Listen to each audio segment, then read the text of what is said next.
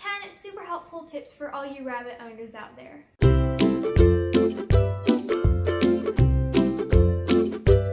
make this video a little bit more fun and different, you guys helped me think of the tips. So I made a post on ZooPix asking you guys to list any rabbit tips you had in the comments, and I got quite a few, so I'm very happy. Thank you all for helping with that. So unfortunately, I was not able to include all of your guys' tips because that would have made a very, very long video. So I chose my top 10 favorites, and I will be including the users' usernames along with their tips to give them credit. So be sure, if you have a ZooPix at the end of this video, go follow all the amazing pets.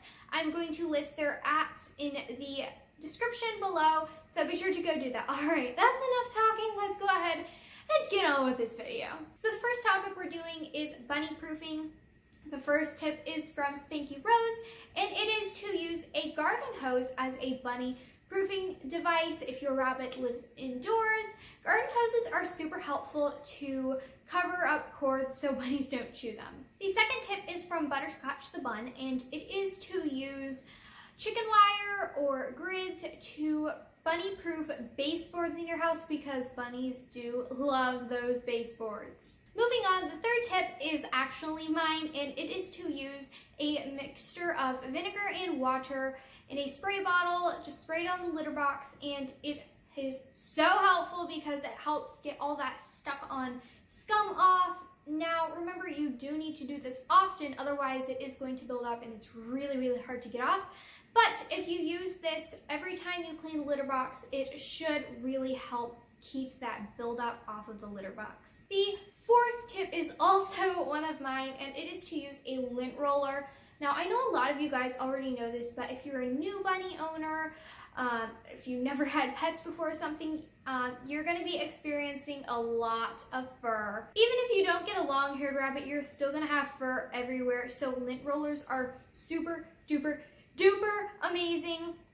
You not only can use them on your clothes, but you can also use them if your bunny gets fur on maybe your couch or your bed, or you can also use it on their fleece. It works super great to just get that fur off, maybe if you don't want to actually wash the fleece because it's not really dirty, but if you just want to get that fur off, lint rollers are super helpful. The fifth tip is from Spanky Rose again, and it is to use rabbit poop as a fertilizer. If you guys didn't know, rabbit poop can be applied right in your soil, and it is a great fertilizer.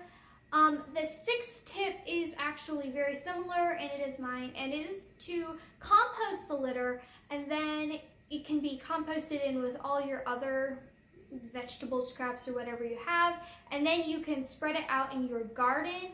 But if you maybe live in an apartment or in just a smaller place and you don't have a compost pile, you can just use the rabbit poop itself, and it works great. The next tip is from Luna127, and it is about bonding with your bunny. So her advice is, when you get a new rabbit, don't be all over them, let them introduce themselves, which is a great tip because rabbits are prey animals. So if you're all over them and you're trying to pick them up and handle them a lot, they're gonna get really scared. You need to let them introduce themselves, and then they will gain more trust in you. The next tip is from Officially Thorn, and it is to save money by buying a X-Pen rather than the cages advertised for rabbits because they are so expensive. Like a tiny little just wire cage can cost you up to like $200, whereas an X-Pen costs maybe $30 or $40, so you will save a lot of money, and your rabbit will be much happier in an X-Pen rather than those really small cages. The next tip is from Kayla Bear, and it is to use things from your backyard like pine cones or safe sticks or other things that you might find as free toys, because toys can get very expensive. So if you have a pine tree in your backyard, or if you have a tree that is safe for bunnies, then it is a great thing to use as free toys. Just make sure you are positive that it is a safe wood or whatever before you give it to your bunny. The 10th and final tip is from Spanky Rose, and it is to check places like Ross or IKEA for products that can actually be used for rabbits that are usually intended for humans. This can be really fun, and it can also save you a lot of money. So I hope you guys enjoyed this video and found it helpful. If you did, I definitely appreciate all the likes you guys give me.